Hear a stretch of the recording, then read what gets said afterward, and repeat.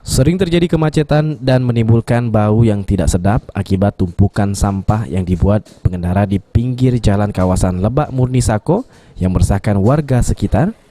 Mendengar keluhan-keluhan warga, pihak Kecamatan Sako Palembang langsung mengambil langkah tegas dengan melakukan penertiban terhadap keberadaan TPS liar yang berada di lokasi tersebut pada Selasa 3 Maret 2020. Camat Sako, Amiruddin Sandi menjelaskan, penerbitan sendiri dilakukan dengan memanfaatkan alat berat dari pihak PUPR Palembang. Selain ditertibkan, bekas TPS liar ini juga dimanfaatkan untuk melakukan pelebaran jalan dengan menggunakan dana swadaya masyarakat, mengingat di kawasan ini kerap terjadi kemacetan lalu lintas. Diharapkan dengan dilakukannya penertiban ini, masyarakat tidak lagi membuang sampah di lokasi ini.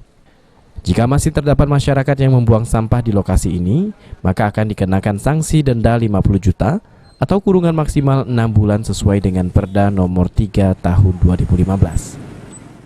Tempat sampah yang penuh sekali, dan kemarin kami bersama warga, kami minjam eskavator dari Dinas PU, kami bersihkan, kami angkat, kami masukkan tanah-tanahnya, dan alhamdulillah juga mendapatkan bantuan swadaya dari masyarakat. Ya, kita bisa cor beton ini. Jadi cor beton ini gunanya yang pertama karena di sini juga sering macet, jadi gunanya mudah-mudahan bisa mengurai kemacetan, kemudian membuat masyarakat itu segan lah untuk buang sampah kalau sudah rapi. Sementara itu, salah seorang warga, Suyati, mengatakan sangat berterima kasih dengan penertiban ini karena TPS liar yang sudah ada sejak tahun 1997 ini dinilai sangat mengganggu pemandangan dan kerap menimbulkan aroma tidak sedap sehingga mengganggu kenyamanan warga sekitar. Ini menderita oleh sampah ini sampai dari 97. Dari kami terima kasih banget dengan pemerintahan Pak Camat sekarang ini.